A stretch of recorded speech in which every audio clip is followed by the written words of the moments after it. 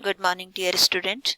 In the continuation of P block element, as you know, we have completed group 15, the nitrogen family, and also started the oxygen family, group number 16. In my last two videos, I have already explained the oxygen family, number of element, electronic configuration, and oxidation state part. And today we will discuss hydrides of oxygen family. That is very important because lots of questions in board examination are from this topic. So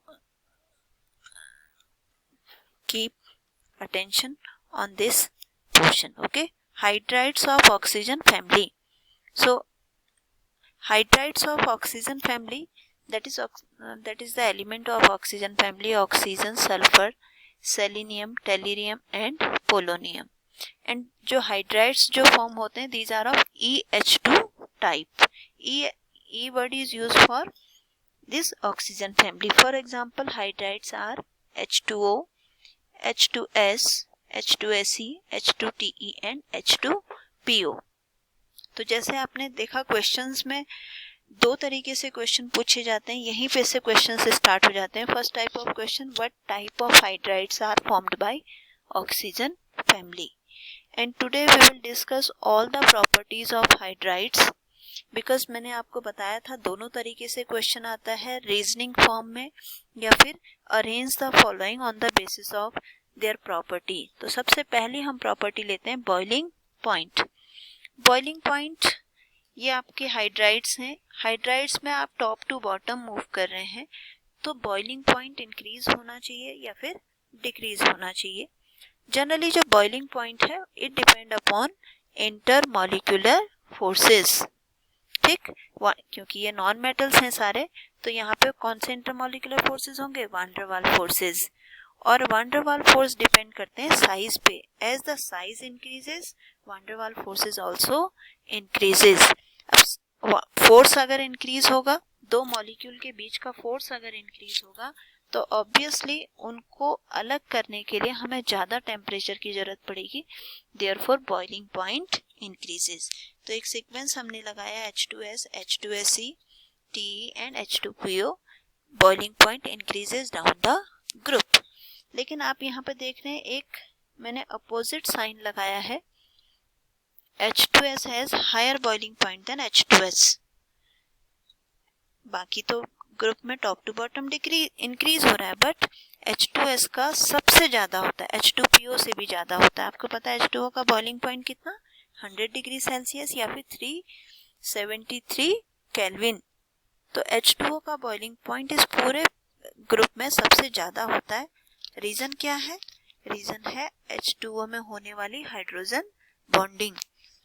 H2O में दो तरीके से hydrogen bonding होती है, means दोनों ही hydrogen जो है वो हाइड्रोजन बॉन्डिंग में इन्वॉल्व होते हैं, इसलिए इसका बॉइलिंग पॉइंट इस ग्रुप में सबसे ज्यादा होता है.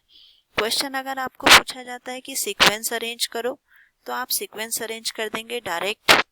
आपको पूछा जाता है रीजन बताइए व्हाई इट इज इंक्रीजेस, तो आप वान डर वाल फोर्सेस का रीजन देंगे कि इंटरमॉलिक्यूलर फोर्सेस इंक्रीज हो रहे हैं, तो साइज इंक्रीज हो रहा है. एक्सेप्शनल क्वेश्चन पूछा जाता है why H2S has low boiling point या फिर H2O has higher boiling point, तो आप रीजन देंगे due to intermolecular hydrogen bonding present in, किस में प्रेजेंट है? H2O में प्रेजेंट है. ठीक है, तो इस तरीके से आप इसका रीजन देंगे. नेक्स्ट हम आते हैं इस पे बॉन्ड एंगल. बॉन्ड एंगल का मीन्स होता है, जैसे ये है H2O का, मैंने स्ट्रक्चर यहाँ पे आपको बना के दिखाया है. H2O, दो यहाँ लोन पेयर होते हैं, तो इन दो बॉन्ड के बीच का जो एंगल है इसको हम कहते हैं बॉन्ड एंगल. H2O के केस में ये होता है 104 डिग्री, H2S के केस में 92 डिग्री, इसी तरीके से H2Se के केस में 91 डिग्री. मीन्स एक सीक्वेंस आप देख रहे हैं कि जब हम H2O से H2Te की तरफ जा रहे हैं, तो ये बॉन्ड एंगल डिक्रीज हो रहा है. और रीजन पूछा जाता है कि बॉन्ड एंगल क्यों डिक्रीज हो रहा है. तो इसमें क्या है, देखिए बाकी सब कुछ सेम है, लोन पेयर सब में है. क्या चीज इंक्रीज हो रहा है? साइज इंक्रीज होता चला जा रहा है सेंट्रल एटम का. जब साइज इंक्रीज होगा तो electron density on central atom decreases. जो यहाँ पे इलेक्ट्रॉन डेंसिटी है, साइज बड़ा होगा तो इलेक्ट्रॉन की डेंसिटी कम होती चली जाएगी। जब इलेक्ट्रॉन डेंसिटी कम होगी तो ये जो बॉन्ड पेयर का रिपल्शन है ये भी कम हो जाएगा और बॉन्ड एंगल डिक्रीज हो जाएगा। तो मैंने आपको यहाँ पे रीजन भी दिए हैं। क्वेश्चन सीक्वेंस के फॉर्म में भी आता है और डायरेक्ट भी पूछा जाता है। H2S has lower bond angle than H2O, give reason. तो मैंने आपको रीजन भी यहाँ पे लिखा है, क्वेश्चंस के फॉर्म में आप रीजन भी लिख सकते हैं। ठीक, नेक्स्ट आता है बॉन्ड लेंथ। बॉन्ड लेंथ मैंने आपको एक ये देखिए बॉन्ड लेंथ शो करके दिखाई है, इससे शायद आपको कुछ समझ में आ जाए। जैसे जैसे सेंट्रल एटम का साइज इंक्रीज होता चला जाएगा तो ये बॉन्ड लेंथ भी इंक्रीज हो जाएगी, और ये बॉन्ड लेंथ का बहुत इंपॉर्टेंट रोल है। आगे की जितनी भी प्रॉपर्टीज हम पढ़ेंगे सब में इन बॉन्ड लेंथ का ही रोल है, क्योंकि बॉन्ड लेंथ अगर साइज इंक्रीज होगा तो बॉन्ड लेंथ इंक्रीज होगी, और अगर बॉन्ड लेंथ इंक्रीज हो जाएगी तो इसको ब्रेक करना आसान होगा, और ब्रेक करना आसान होगा तो इसको ब्रेक करने के लिए कम एनर्जी देने की जरूरत पड़ेगी, और वही नीचे हमने लिखा है bond dissociation energy. Bond dissociation energy means bond को ब्रेक करने के लिए जो एनर्जी रिक्वायर्ड है वो, तो कितनी एनर्जी रिक्वायर्ड होगी, जो जितना स्ट्रॉन्ग बॉन्ड होगा उसको ब्रेक करने के लिए ज्यादा एनर्जी चाहिए, मींस कि H2O की बॉन्ड डिसोसिएशन एनर्जी सबसे ज्यादा होगी, और on going down the group ये डिसोसिएशन एनर्जी कम होती चली जाएगी। ठीक है बच्चों, तो ये सीक्वेंस आपको बहुत अच्छी तरीके से आना चाहिए लगाने के लिए। नेक्स्ट हम आगे बढ़ते हैं, रिड्यूसिंग प्रॉपर्टी। रिड्यूसिंग प्रॉपर्टी का मीन्स होता है tendency to release H atom. Reducing property का मीन्स जो दूसरे को रिड्यूस करे, यानी कि खुद ऑक्सीडाइज हो। रिड्यूसिंग प्रॉपर्टी मीन्स जो खुद ऑक्सीडाइज हो रहा हो, दूसरे को रिड्यूस कर रहा हो। खुद के ऑक्सीडाइज होने के लिए क्या होना चाहिए, या तो ऑक्सीजन ऐड होना चाहिए या तो हाइड्रोजन का रिमूवल होना चाहिए। तो means tendency to release H atom, H plus ion नहीं कहा, H एटम कहा है। ठीक है, और H एटम कैसे रिलीज होगा, पिछले इसमें आपने देखा है जितना बॉन्ड लेंथ ज्यादा होगी H उतनी आसानी से रिलीज हो जाएगा, यानी कि हम कह सकते हैं TeH में H आसानी से रिलीज होगा, यानी TeH जो है वो आसानी से ऑक्सीडाइज हो जाएगा। इट मीन्स कि TeH जो है वो ये हाईएस्ट रिड्यूसिंग कैरेक्टर इसका होना चाहिए, बिकॉज आप बिल्कुल जैसे मैंने आंसर लिखा आप इस तरीके से आंसर लिख सकते हैं, बोर्ड में आपका एक आधा भी मार्क्स नहीं कटेगा, पूरा का पूरा 1 मार्क्स आपको इसमें मिलेगा, जिसमें H2O जो है वो रिड्यूसिंग प्रॉपर्टी शो नहीं करता है, बिकॉज ये जो रिलीज ऑफ H एटम है वो कम हो जाता है due to hydrogen bonding. Hydrogen bonding की वजह से मॉलिक्यूल हाइड्रोजन बॉन्डिंग के थ्रू अटैच्ड हैं एक दूसरे से, तो इस वजह से रिड्यूसिंग प्रॉपर्टी शो नहीं करता है। नेक्स्ट आते हैं थर्मल स्टेबिलिटी।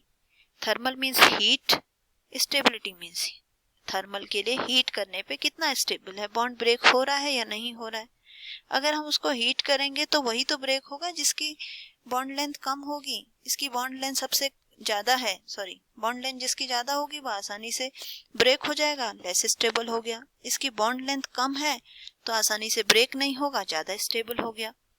तो thermal stability is inversely proportional to bond length.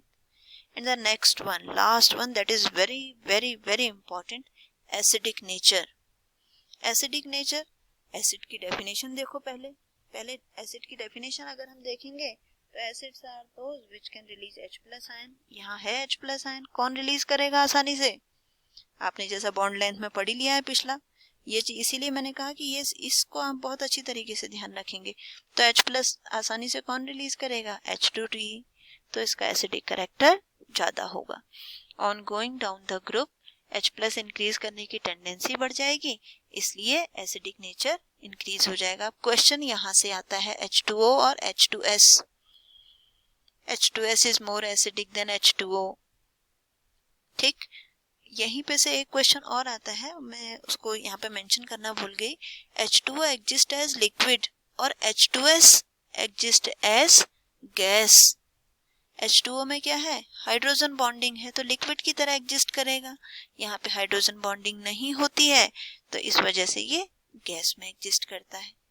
ठीक है, दूसरा यहाँ पे क्वेश्चन और यहाँ पे आता है H2O में एसिडिक करेक्टर नहीं होता है, H2O एम्फोटेरिक होता है, मीन्स एसिडिक करेक्टर इतना कम हो जाता है कि वो बेसिक भी शो करने लगता है। तो एम्फोटेरिक नेचर शो करता है just because of tendency to release H+ ion. ठीक, इसे कंप्लीट करेंगे। यहाँ से क्वेश्चन आते हैं तो इसको आप अच्छी तरीके से समझ के कंप्लीट कर लीजिएगा। Thank you.